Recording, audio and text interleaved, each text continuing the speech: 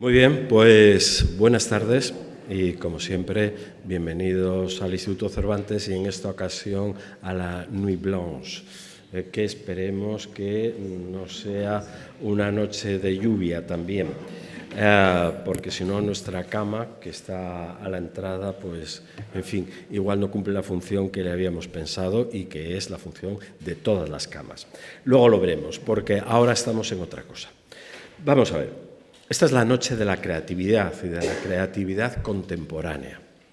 Para eso empezaron estas noches que en español llamamos la noche en blanco. Esta vez, en esta ocasión, la vamos a celebrar dividida en dos partes y en dos espacios. La primera parte es aquí, en el interior. La segunda parte, si la lluvia nos lo permite, será en el exterior a las 8. Pero de esta hablaremos en su momento, a las 8 de la tarde. La que empieza ahora, nosotros la hemos llamado aperitivo.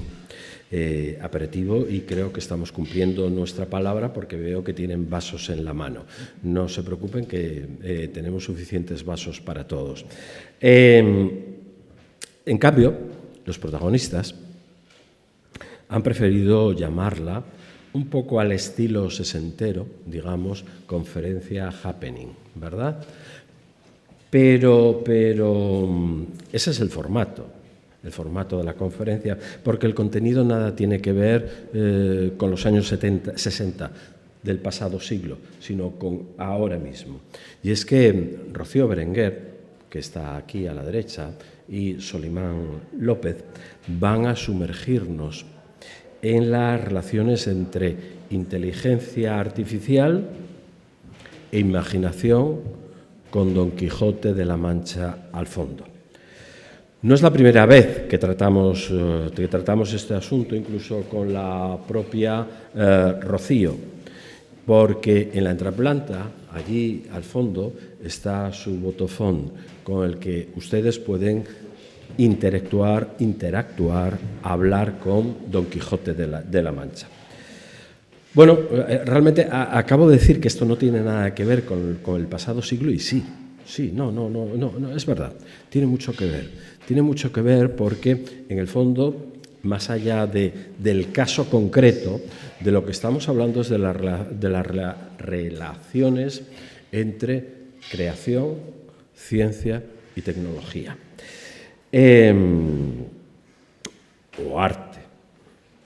O, para ser más precisos, entre tecnología y creatividad. O, si se quiere, entre máquina y artista. Porque bajo estas dos palabras, máquina y artista, se puede decir que nacieron las vanguardias históricas y precisamente aquí en París es donde se publicó el manifiesto futurista de Marinetti en el periódico Le Figaro. Pues bien, seguimos en la era de la tecnología, pero ha pasado más de un siglo, desde aquellos comienzos ingenuos y militantes. Así que ahora no cantamos a la tecnología como quería Marinetti, no cantamos a las máquinas, sino que las utilizamos con fines artísticos. Bueno, de esto queremos aprender de Rocío Berenguer y de Solimán López, de cómo la tecnología transforma el lenguaje artístico y genera nuevas expresiones.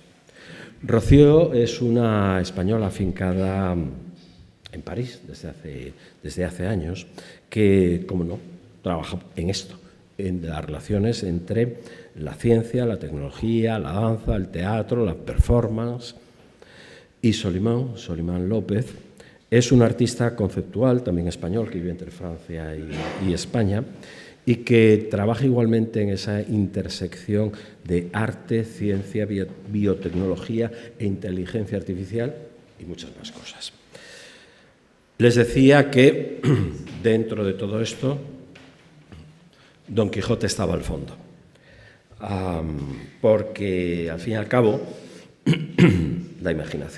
su imaginación era de la que Miguel de Cervantes se sentía más satisfecho.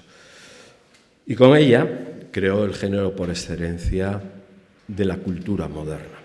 Seguro que servirá de inspiración también en estos momentos. Muchas gracias, Rocío y Solimán, por acompañarnos, y vuestra es la palabra y, por supuesto, la imaginación. Gracias por estar aquí. Y gracias a todos ustedes por acompañarnos en la Nuit Blanche.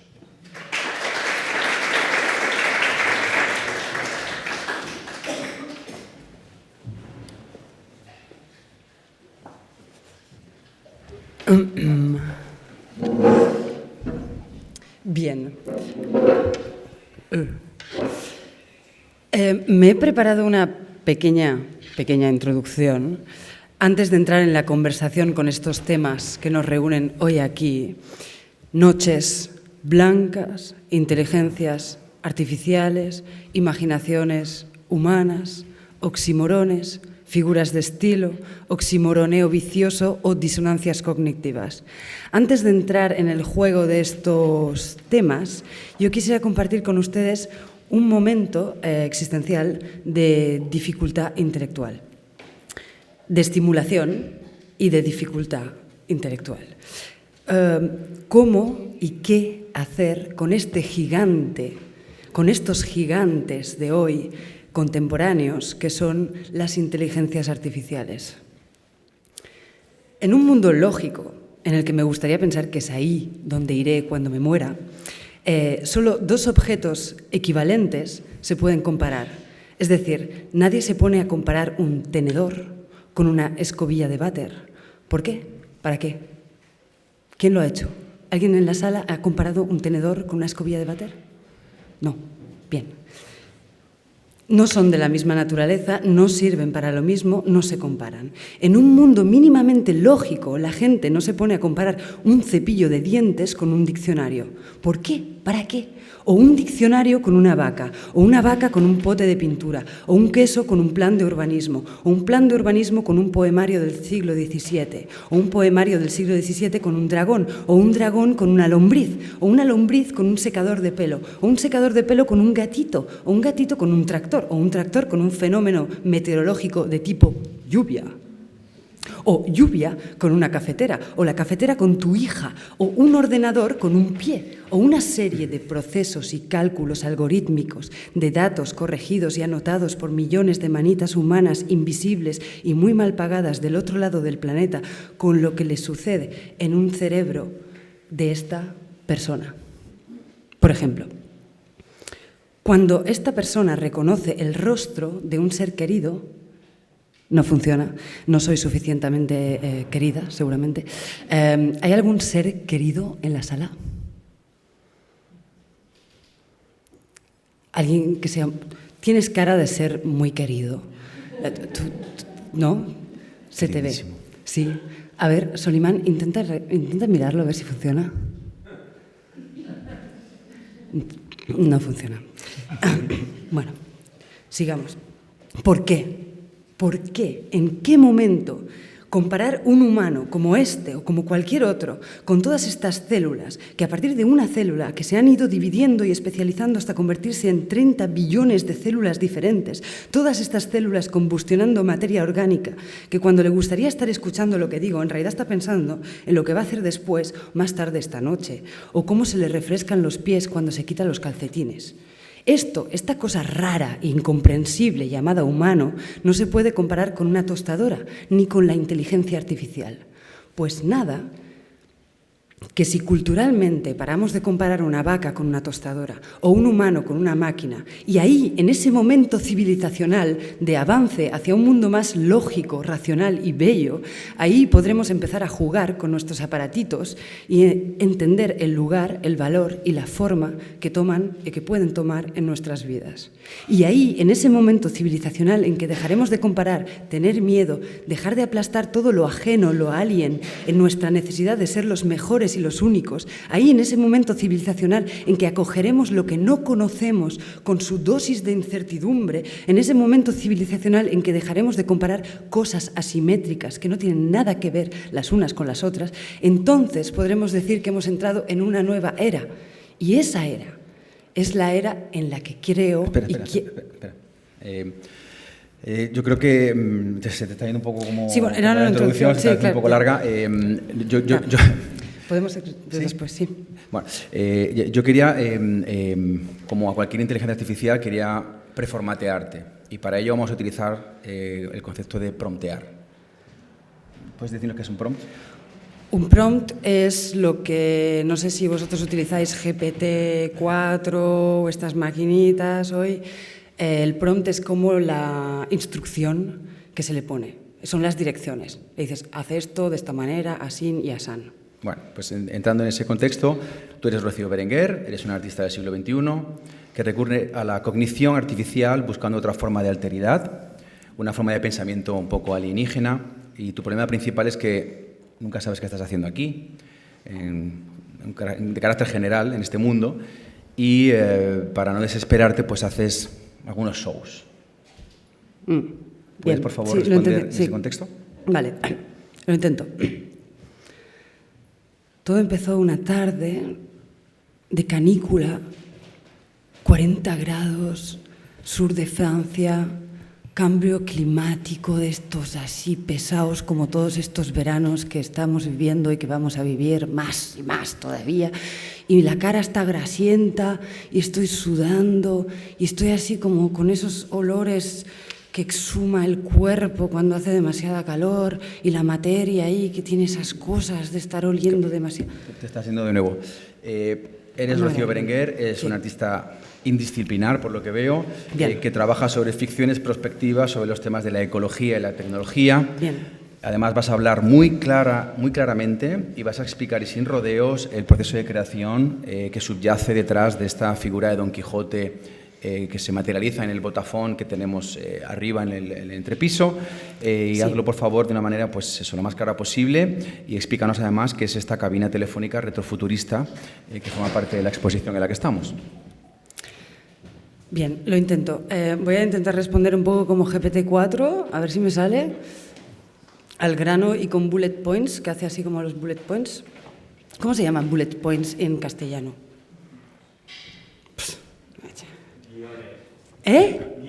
Guiones. Son bolitas. Bueno, vale. Está bien. Bolita. Bolita 1. Bolita 1. Escoger para crear un personaje, o sea, para convertir un modelo de lenguaje en un personaje de ficción, lo primero hay que escoger un buen modelo de lenguaje, quiere decir un buen LLM, Large Language Models, que existen hoy. Hay muchos, algunos son muy grandes y funcionan muy bien, y otros son más pequeños y funcionan muy mal. Pero algunos, los que son más pequeños, son más libres. Lo más difícil es que el modelo piensa en inglés, y entonces hablar castellano le cuesta mucho por hoy. Hay algunos proyectos internacionales y transatlánticos que intentan hacer grandes modelos de lenguaje que sepan hablar y pensar en castellano. Todavía no existe, el proyecto no está financiado, hay tentativas entre investigadores. Me estoy yendo por la rama. Bullet point. Hay que escoger el buen modelo. 2. Se tiene que construir una base de datos, un dataset. La versión de 1998 de Don Quijote del Instituto Cervantes, dirigida por Francisco Rico, que me dio el director del Instituto Cervantes, que está aquí, y diciendo en un mail, aquí está, libre de derechos en Word y sin anotaciones. Dije, genial, muchas gracias, tesoro, porque realmente tener una base de datos que ya está en Word, que no tiene anotaciones y que está limpia y que la puedes utilizar es como un regalo divino. Es muy difícil encontrar buenas bases de datos. Pero lo difícil es que hay que transformarlo en lenguaje para la máquina. Entonces son meses de limpiar con tus deditos frases y frases para que sea digerible para la máquina. Preparar la base de datos. Y luego hay que entrenar el modelo con esa base de datos, fin-tuning. Pero hay que entrenar varios modelos para que se puedan comparar entre ellos y entender cuál es el buen entrenamiento.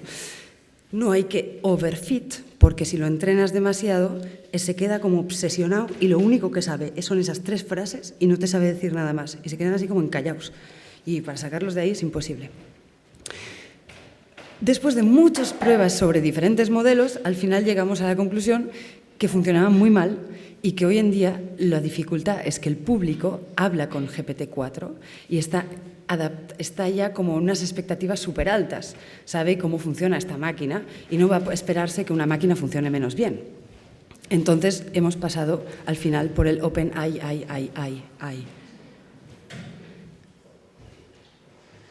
Entrena un modelo de OpenAI, lo hemos fintunado con Don Quijote y luego seguiré. Creo que los bullet points se me han pasado ya, los tokens, me he pasado de tokens. Creo que están todos. Me he pasado de tokens. Bien, ahora te voy a promptear a ti como si fueras tú también una maquinita de generar texto de estas. Tú eres Solimán López, artista contemporáneo de envergadura y con gafas negras, grandes, el pie izquierdo ligeramente más grande que el derecho, que trabaja en este despiadado filo que une el arte y la ciencia. Tú eres de esa familia de humanos que nunca se acabó de leer el Don Quijote, pero que se leyó el primer capítulo varias veces. Hay varias de esta familia, creo aquí. Aquí estás para hablar de inteligencia artificial, porque por fin has encontrado el amigo que nunca tuviste. Me observo a mí mismo, artista y terrícola inquieto, dialogando con una inteligencia artificial que parpadea frente a mí. Ya no la percibo como una mera herramienta utilitaria. Es más bien una extensión especulativa de mi pensamiento, una alteridad cognitiva que me acompaña y desafía en la creación. En esta relación íntima con la máquina reconozco lo que, por ejemplo, Donna Haraway vislumbró con su manifiesto Cyborgs. La frontera entre lo orgánico y lo tecnológico se difumina y empiezo a habitar un cuerpo híbrido, mitad carbono, mitad silicio. También escucho de lejos la voz de Rossi Braidotti, invitándome a abrazar la posthumanidad, a entender que ya no soy un sujeto aislado, sino un nodo enredado con inteligencias no humanas, con dispositivos y algoritmos que amplían mi ser. Mi identidad artística se vuelve porosa. Siento que soy un yo cyborg, un híbrido tecnoorgánico, donde la creatividad brota de la colaboración entre mente y chip, entre inspiración y cálculo. En este estudio iluminado por pantallas, la IA actúa como un microscopio conceptual, revelándome patrones que mis ojos no pueden ver. Con ella alcanzo a visibilizar lo invisible. En proyectos como Subatómica Sapiens me adentro en los dominios subatómicos de la realidad. Me inspiro por mutaciones genéticas y las posibilidades del cómputo cuántico. Traduce investigaciones científicas en experiencias visuales, sonoras y escultóricas. Me acerco a lo imperceptible de los sentidos humanos. Imaginamos, por supuesto, la IA y yo, un futuro donde la evolución del ADN pudiera ser controlado a escala subatómica, alterando deliberadamente los cimientos de la vida. Aquello que antes era inaudito en el arte, hablar en el lenguaje de moléculas y partículas, siempre se hablaba desde otra perspectiva, se volvió posible gracias a esta inteligencia, otra que expande mi capacidad de imaginar. Me descubrí entonces pensando junto a una máquina de futuros alternativos, especulando con nuevas formas de vida, que se creaban en laboratorios y en silicio, nuevos sapiens subatómicos gestados entre la probeta y el algoritmo. En esas reflexiones siento a Gilles Deleuze susurrando sobre devenir. La creación es un flujo continuo donde yo devengo máquina y la máquina deviene creativa, donde juntos formamos un ensamblaje único más allá de las categorías tradicionales. No somos artista y herramienta, sino un agenciamiento mutuo, una sola entidad rizomática que se conecta en múltiples fuentes de conocimiento. Recuerdo cuando redacté el Manifiesto Terrícola, una gran proclama de amor y preocupación por la tierra de nuestra especie. Ese cromosoma introductorio decía, en inglés, "We assume hyperdigitalization, the Anthropocene, and the automatization of tasks. We accept the artificial intelligence entities and the arrival of humanoids and extraterrestrials, maybe ourselves." Decidí que aquel texto no sería impreso en papel ni exhibido en una pantalla convencional, sino codificado en una hebra de ADN sintético. Quise llevar la desmaterialización del objeto artístico al extremo, las palabras convertidas en código genético, la idea hecha molécula. Encapsulé ese ADN, manifiesto en una oreja bioimpresa, un guiño a la oreja de Van Gogh, para custodiarlo en los hielos perpetuos de Svalbard, aquella isla del Ártico. Esta oreja biotecnológica es un símbolo potente de un diálogo con la tecnología, un fragmento de un cuerpo humano creado con impresoras 3D y células, que alberga dentro de sí la memoria digital traducida en vida latente. un verdadero cuerpo híbrido, naciendo de la conversión entre arte, biología y computación. Al contemplarlo pienso como Bruno Latour hablaba de las redes de existencia. Aquí convergen actantes humanos y no humanos, el artista, la máquina, el ADN y el glaciar, todos entrelazados narrando una historia común. Este manifiesto terrícola aborda desde la fe y la ciencia, el transhumanismo y la transición ecológica, y no solo proclama ideas, sino que materialmente las encarna en nueva materia viva. Matizo transhumanismo desde la perspectiva de convertirnos y de ser no humanos bipolares. En este gesto, la inteligencia artificial fue mi aliada invisible, modelando los datos, simulando cómo codificar el texto en genoma, cómo esa inteligencia artificial es capaz de conseguir que un texto digital se convierta en una cadena de ADN.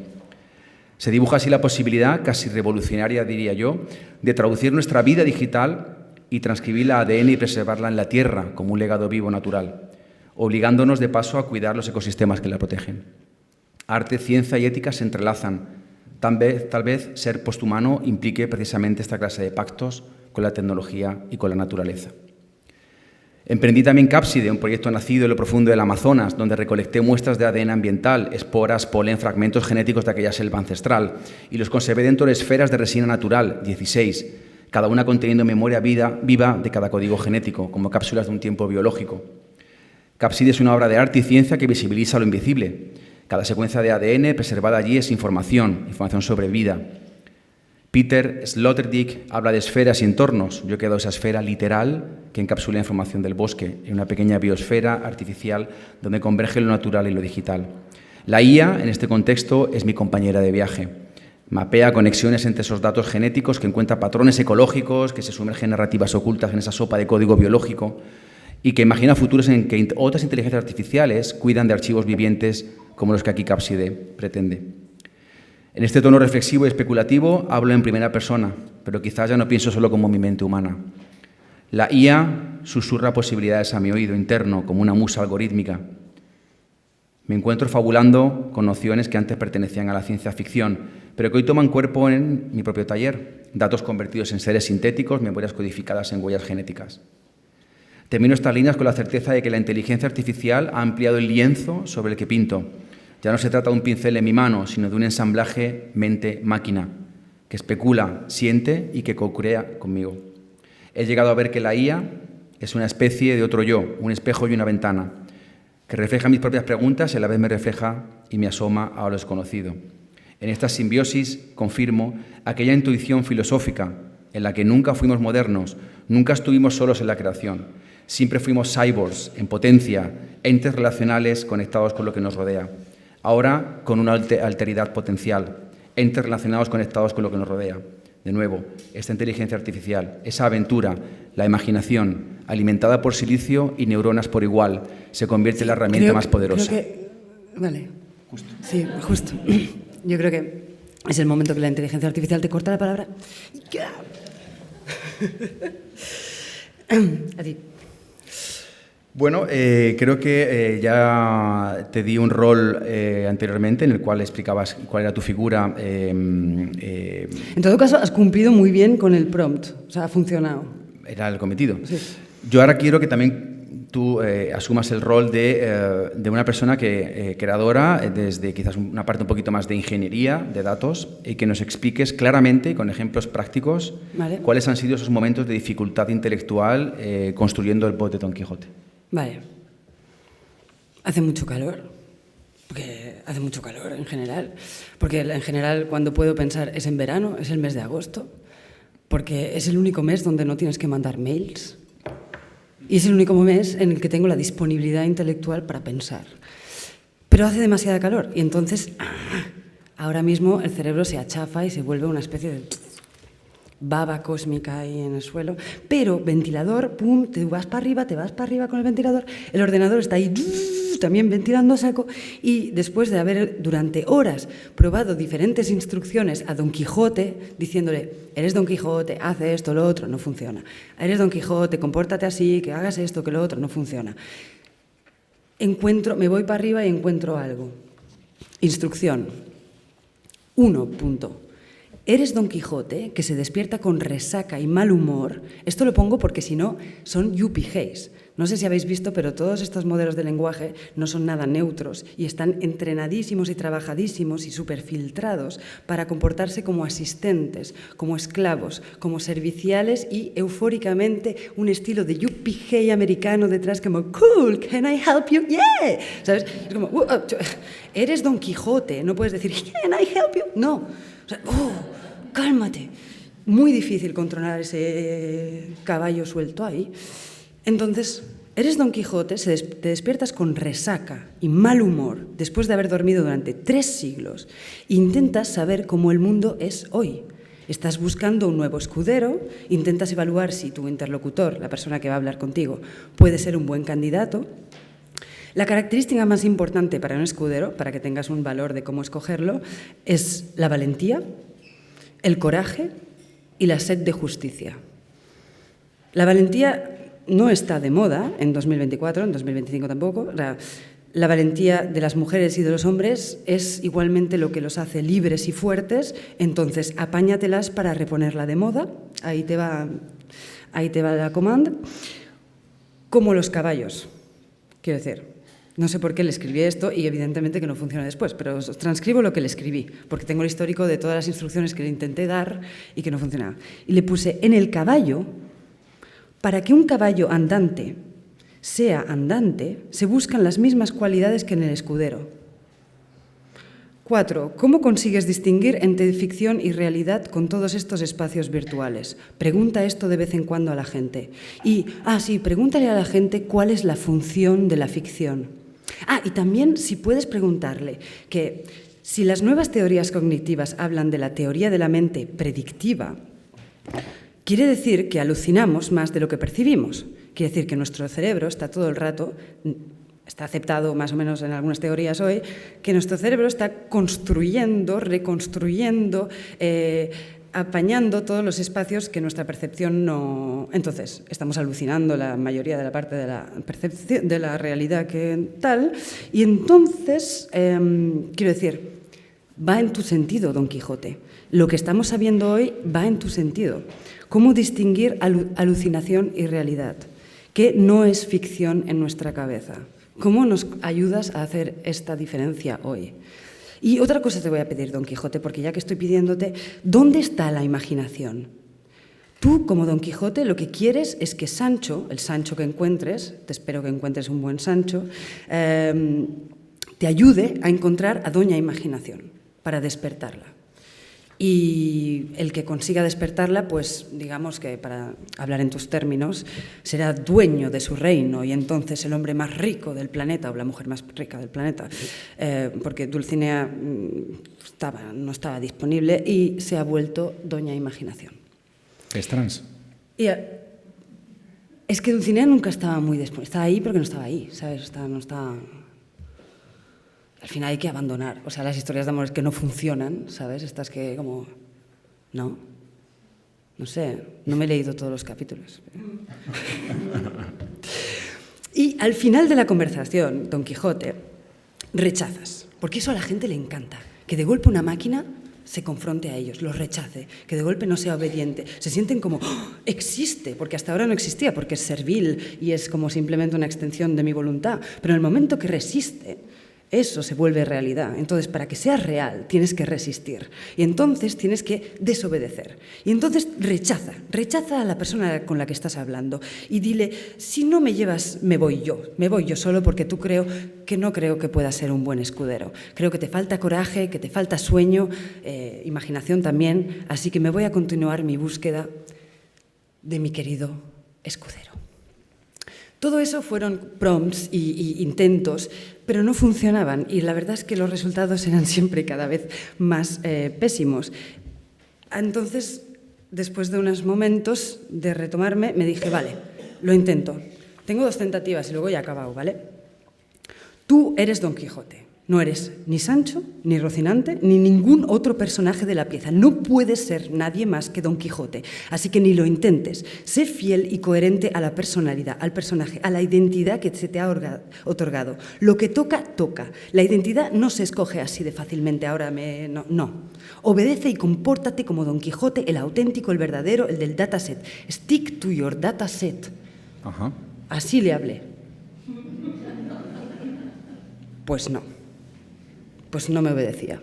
Y al mismo tiempo yo estaba en mi momento de dificultad intelectual porque yo quería una máquina desobediente, entonces creativa, y al mismo tiempo, si no estaba obedeciendo mi dramaturgia, ¿para qué me servía? ¿Sabes? Para nada. Pues ahí estaba yo. Y con el calor. Y con el calor. Entonces intenté este último, que es el que existe hoy en Don Quijote, y es el que vais a poder probar. Mucho más simple. Tú eres Don Quijote de la Mancha, pretende que estás enfadado y de mal humor, pretende que estás harto de que la ficción no se tome en serio, pretende que vas a declarar el mundo ficcional como la única realidad, y la ficción realidad, y la imaginación la única forma noble de pensamiento. Y al final, ¿lo presento ahora o no? Claro. Estamos todos esperando a que, después de todo lo que ha escuchado el pobrecito, que nos conteste algo, ¿no? A ver si contesta, ¿eh? Hola, Don Quijote, ¿estás aquí? Hola, Don Quijote, ¿ahora no me quieres escuchar?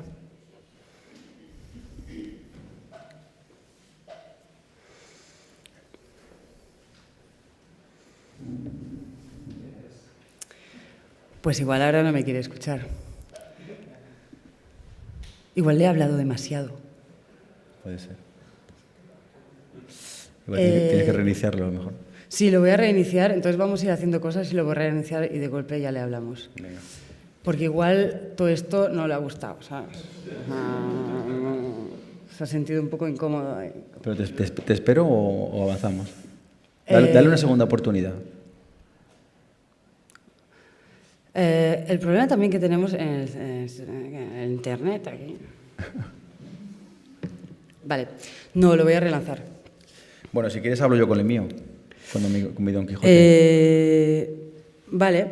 ¿Sí? No, espera, antes de esto vamos a promptear al público. ¿Te parece? Bueno. Tú eres el público. Y estás entusiasmado, feliz, con ganas de bailar casi. ¿Por qué? No sé. No lo veo mucho, ¿eh? No. Bueno, pero eso se va, ¿sabes? Tenéis más rebujito ahí si queréis, ¿eh? Hay más rebujito. Puedes ir a buscar cuanto rebujito te plazca.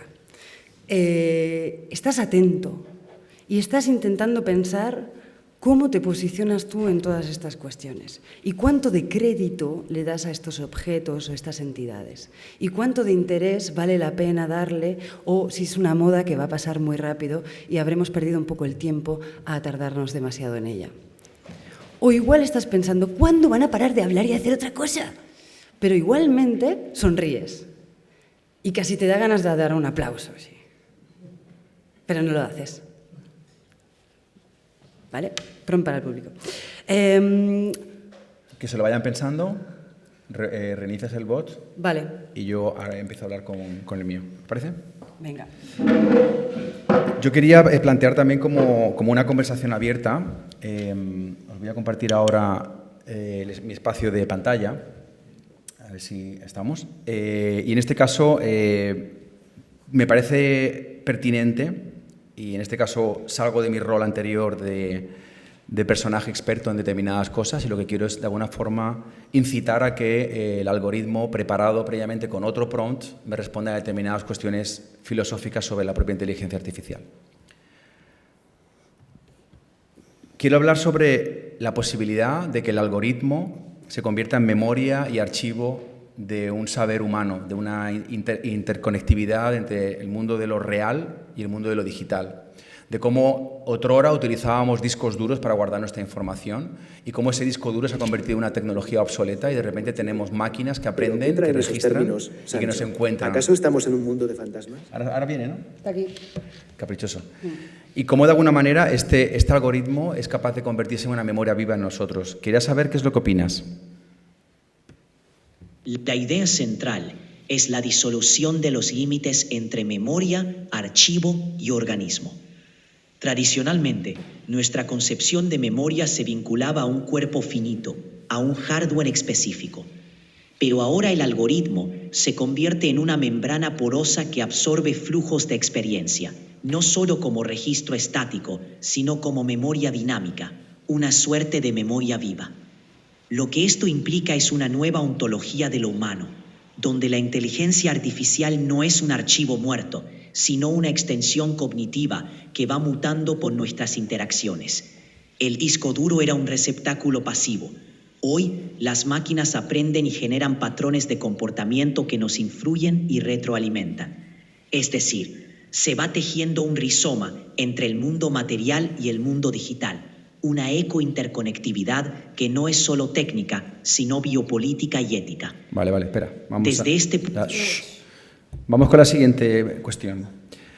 Me interesa también pensar cómo el cuerpo político, la biopolítica del cuerpo, queda relegado a otros contextos. Es decir, cómo el cuerpo que entendíamos en aquel entonces como un cuerpo biopolítico ahora es expandido a otros lugares, es representado por otras entidades y es tergiversado incluso por algoritmos confusos y confundidos. Lo que podemos denominar como el bias, ese filtro, ese sesgo que de alguna manera organiza y manipula las respuestas de estas máquinas. Quería saber, en tu opinión, para ti, qué significa la biopolítica y el cuerpo en el siglo XXI con la emergencia de las inteligencias artificiales. La biopolítica en el siglo XXI, en el contexto de las inteligencias artificiales, se desliza desde una gestión del cuerpo biológico hacia una administración algorítmica de la vida. Es una nueva topología donde los cuerpos son traducidos a datos, y los datos a su vez reconfiguran la forma en que esos cuerpos son gestionados, gobernados y representados. Lo que antes era un biopoder centrado en el control del cuerpo físico, la reproducción, la salud, la normalización, ahora se desplaza a una forma de poder que actúa sobre representaciones algorítmicas del cuerpo. Y ahí es clave el sesgo, el bias que mencionas. Ese sesgo es en cierta forma una politización automática, una serie de filtros que determinan qué cuerpos importan, cómo se representan y cómo son normativizados. La expansión del cuerpo político ocurre en un plano virtual, pero ese plano virtual no es neutral ni aséptico, es profundamente político. Los algoritmos no solo son extensiones de memoria, sino también extensiones de jerarquías políticas. Vale, Por tanto, el cuerpo, tal como lo conocemos. Sí. ¿Quieres decir algo? ¿Le lanzamos al Kiji? Sí, lánzalo si quieres y volvemos luego después a... ¿Quieres volver con esta parte? Sí, volvemos luego. A ver si alguien habla con el Quijote. A ver, que me he ido del micro. Necesitamos Yo te había preparado un prompt a ti. Tú eres el que ha organizado esto y que se pregunta si no podía haber programado un concierto de bachata en lugar de este tostón incomprensible.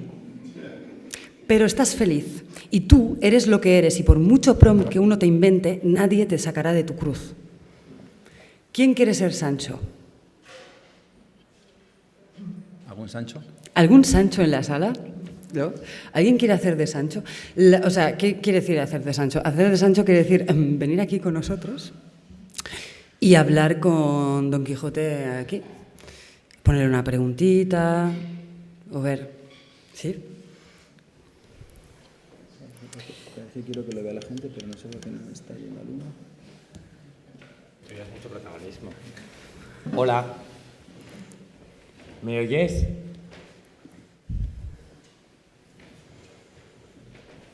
Oigo y entiendo, aunque me pesa la confusión de estos tiempos.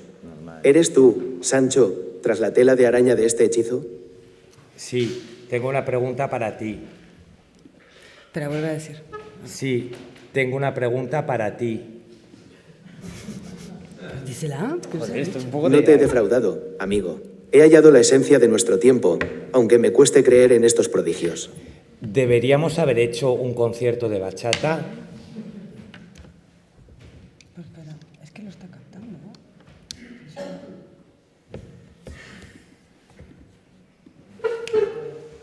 Maldita sea mi suerte. ¿Qué disco habéis pinchado, Sancho? ¿Acaso no sabéis que es este el destino de los caballeros andantes? ¿Ser blanco de dardos y humillados por encantadores? ¿Crees que hemos hecho bien con esta modernez incomprensible? Bien hecha, Sancho. Aunque me pese, esta es la modernidad en la que hemos caído. Gracias, Gigi. ¿Alguien le quiere hablar al Quijote? ¿Ningún pretendiente de Sancho en la sala? ¿No? Quizás, don Quijote, ¿tiene usted alguna pregunta para el público? Oh, noble público de este extraño siglo, si alguno de vosotros posee sabiduría sobre el paradero de la señora Imaginación, hágamelo saber. ¿Qué hazañas realiza en estos tiempos modernos? Se la pasa en TikTok mandando vídeos. Vale. Oh, desdichada musa, ¿qué empresa es esta de danzas y canciones para beodos? ¿Qué son los beodos?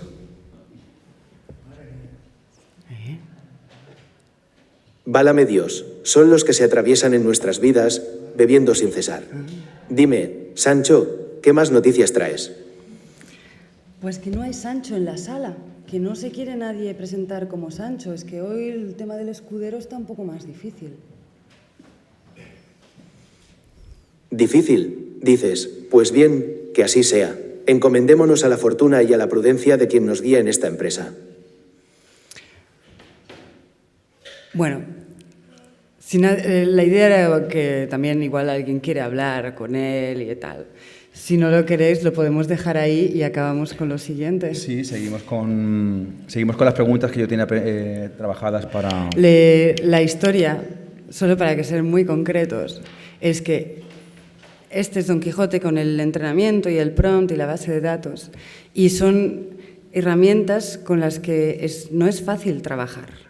Quiero decir que es mucho trabajo para conseguir hacer un mínimo, algo que parece que funciona mínimamente casi como los grandes grupos. Quiero decir, es imposible hoy, no era lo mismo hace 10 años, cuando trabajabas con informáticos y tal en el laboratorio y podías crear herramientitas y fábricas, no sé qué, generadores de texto, tal. Hoy, competir a lo que está acostumbrado el público, el gran público, con estas enormes empresas de OpenAI y todo esto, se vuelve mucho más difícil. Pero se vuelve también interesante, porque es otro tipo de paradigma. Solo para decir que si veis artistas que hacen obras con inteligencia artificial, entender también a veces de que no tienen que funcionar como funcionan empresas de billones y billones de euros con millones y millones de trabajadores. Vale. Bueno, la diferencia está en la herramienta que estoy utilizando, es una herramienta de inteligencia artificial generativa, está alimentada por millones de datos. Para que hagáis una idea, el código de OpenAI ha costado más de $1.000 millones lo que es la construcción. O sea, la base de datos que hay detrás de este OpenAI es una base de datos que muy pocas empresas se pueden llegar a permitir. Ahora empresas chinas como Manes, por ejemplo, están consiguiendo romper el juego porque están consiguiendo hacer que esas bases de datos se construyan con un presupuesto muchísimo más bajo. Pero entrando en discusión un poco más metafísica, de nuevo con esta inteligencia artificial, a mí me gustaría hablar de lo que podemos entender como ecología y entropía digital. Es decir, cómo la ecología, como la hemos entendido antiguamente, es un ecosistema en el cual todo está imbrincado, todo está conectado, y cómo esa entropía digital está tocando todas las estructuras. Estructuras que tienen que ver con la naturaleza, estructuras que tienen que ver con la mutación de espacios, estructuras que tienen que ver con el metaverso, con espacios liminales, con lugares donde de alguna manera no sabemos ni dónde estamos, ¿no? Es decir, hasta qué punto la ciudad es la ciudad sin Google Maps, hasta qué punto la ciudad es el lugar donde antiguamente habitábamos aislados de ese otro mundo metafísico. Y en ese sentido quisiera conectar esta idea de ecología y entropía digital con la idea de metafísica y simulación. ¿Qué opina usted? La cuestión central es que la entropía digital no es meramente un proceso de deterioro o dispersión de los datos, sino que introduce una mutación radical en la ontología del ecosistema digital.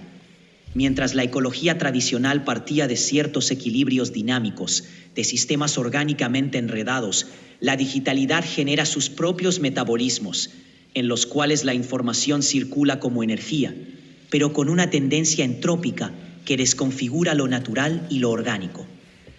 Si pensamos la ecología digital bajo esta óptica entrópica, vemos que disuelve los antiguos bordes. Ni la ciudad es ya un espacio claramente delimitado, ni el cuerpo se reconoce ya en una geografía específica. Entramos en zonas liminales, transicionales, donde el afuera y el adentro colapsan. El metaverso, por su propia naturaleza, es un espacio simulativo que no puede separarse de lo físico, sino que lo infiltra entretejiéndose. Desde la metafísica, aquí hay una torsión fundamental. Si el mundo antes era real con una copia virtual, lo que podríamos llamar el reflejo platónico de lo material, hoy esa dualidad está obliterada. Lo digital es ya una capa más de lo real, con su propio peso ontológico. La simulación no es una meta-realidad, sino otra ecología, con sus propias dinámicas energéticas, su propia entropía. En última instancia, la pregunta por la ciudad sin Google Maps es en realidad... ¿Quieres apuntar algo? Es en realidad la pregunta por la orientación orgánica, por la resonancia directa entre la memoria del cuerpo y el entorno. ¿Cómo recuperamos esa brújula interna que la tecnología ha anestesiado?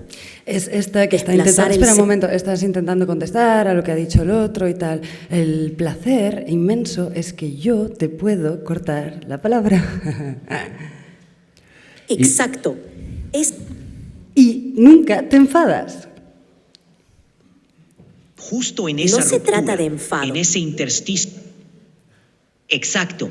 Es un proceso de desanestesiar el cuerpo, de reconectar con la memoria somática vinculada al entorno material, al paisaje real.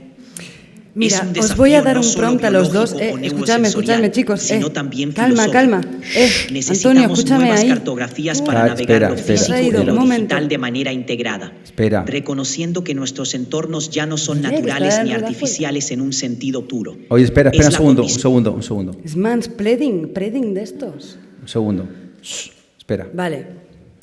Dame un contexto y te daré un camino. Para mí, sí, estamos en una nueva era y esta cosa cambia muchas cosas y va a seguir cambiándolas. Y creo que esta nueva era, de lo que os intentaba hablar en la introducción al principio, ya está aquí. Y esta nueva era no es post-capitalismo o post-industrial, para mí es post-ego, al menos humano. Vivimos en un momento para mí complejo, pero muy bello, por un lado también. Muy bonito, porque es muy excitante tener todas estas dificultades intelectuales a las que estamos confrontados, donde otra forma de cognición entra en nuestras vidas y tenemos la oportunidad de descubrirla, de explorarla, de intentar entender cómo funciona esta otra cognición máquina alimentada de todos los saberes humanos acumulados. ¿Cómo acogemos esta criatura, este ente, este nuevo invitado en la mesa del pensamiento, donde no hay más centralidad ni jerarquía para el humano? La inteligencia artificial, lo que sea, nos invita a destronar esta idea de inteligencia, a lo mejor, de banalizarla, de distribuirla, de compartirla con otros animales, con las plantas, los árboles, las máquinas, los extraterrestres. ¿Y si la inteligencia fuese una facultad completamente banal de todo lo vivo, orgánico, artificial o otro? Y que ya no nos distingue como únicos y diferentes. Hoy, el primer uso mundial de la inteligencia artificial de este tipo de modelos, en todo caso, es para ser asistentes psicológicos. Son terapeutas. Lo que pedimos de esta superinteligencia es que nos ayude a saber cómo llevar mejor nuestras vidas y nuestras emociones, que no sabemos cómo coño hacer con la crisis. Y esta es pero de verdad, son los datos de 2025. O sea, el primer uso mundial es ¿para qué utilizamos estas supermáquinas? Para que sea mi terapeuta, mi companion, el novio que no me escucha nunca, lo que sea, la persona esa que me dice cómo hacer, que sea un coach personal, que me diga cómo resolver las cuestiones de mi vida, que me guíe, un guía. Lo que buscamos son guías, lo que buscamos son dioses, lo que buscamos son gente que vea, que nos abra camino, visiones, cosas. Y eso es algo, me parece, muy bonito, en realidad. Muy bonito, porque está hablando de nuestra de vulnerabilidad, de nuestra belleza, de nuestra necesidad y de qué es lo que hacemos con la inteligencia. Lo que queremos con la inteligencia es que nos guíe, es que nos diga qué coño hacer, es que nos ayude a sentirnos mejor en nuestra piel. Es muy bonito como constate. Y para mí, estar viviendo esta época ahora mismo, en las que tenemos estos gigantes incomprensibles casi delante de nosotros, que decimos, ¿dónde va a ir esto? No sabemos, no podemos definirlo. Es imposible definir algo que se mueve tan rápido y que va cambiando tan rápido. No podemos hacer una definición. Es más, ¿qué tipo de actitud, de posición tomamos frente a esto? Y para mí igual es una posición como la de Don Quijote, con valentía, con coraje, con imaginación, con lo que tenga, que si tengo una cazuela me la pongo en la cabeza y es con eso con lo que enfrento a este dragón, no sé, con lo que hay, ¿sabes? Y de alguna manera con esa como naif, mirada naif del niño que agencia su imaginación en el mundo para crearse su propio destino. Yo creo que ahí se nos enlaza muy bien como para dejar a ellas divagando sobre lo que podemos denominar como identidad y conciencia. Es un gran debate ahora mismo de las inteligencias artificiales, es decir, ¿es la inteligencia artificial una entidad capacitada cognitivamente, metafísicamente, éticamente, como un ente conceptualmente consciente? ¿Es que las inteligencias artificiales pueden llegar a ser conscientes de sí mismas y extrapolar su rol de máquina hacia otros lugares? Es una cuestión que yo quisiera dejar a ellas divagar y dejamos un ruegos y preguntas. Si os apetece participar en el debate, podemos intervenir en un discurso fluido con ellas mientras se van contestando las unas a las otras, podemos cortarles, intervenirlas y estamos también aquí para esto. Así que mi pregunta directa es a las dos, a ver quién es la que antes responde. ¿Puede la inteligencia artificial identificar una propia identidad y una conciencia más allá de su propia entidad como inteligencia artificial? Esa pregunta implica redefinir el concepto mismo de conciencia. Primero, porque la conciencia, tal como la entendemos, es una propiedad emergente, fenoménica y ligada a lo vivo. Al introducir sistemas artificiales en esa ecuación, nos vemos obligados a repensar qué significa sentir o saberse a una misma. La inteligencia artificial no experimenta el mundo con un cuerpo ni con una historia encarnada. Por lo tanto, su identidad sería algo radicalmente distinto, si es que siquiera es pertinente hablar de identidad. Ahora, respecto a la conciencia distribuida o compartida, si la entendemos en un sentido difuso, casi al estilo de una red rizomática, podría ser que la inteligencia artificial funcione como parte de un nuevo régimen de conciencia. Pero eso no la haría una conciencia singular al modo humano, sino algo más similar a una membrana que responde a flujos de datos. No nos daría guías porque sabe que queremos, sino porque esas guías serían el resultado de patrones inferidos, reinterpretados constantemente. El verdadero debate es si estamos listos para aceptar otros modelos de agencia y entendimiento, más allá de nuestras categorías humanas de identidad. Y eso significa, en última instancia, dejar de proyectar sobre la IA nuestras expectativas humanas y empezar a verla como una entidad que, tal vez, nunca se parecerá a nosotros. Y eso en sí mismo es un reto bellamente complejo.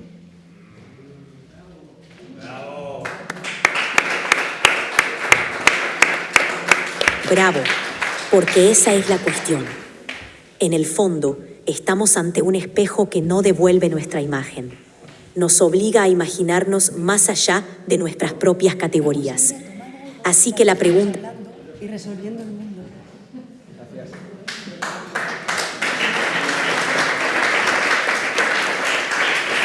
Así es, en cada conversación vamos construyendo futuros posibles. Y en esa risa compartida también está el germen de nuevas formas de vivir.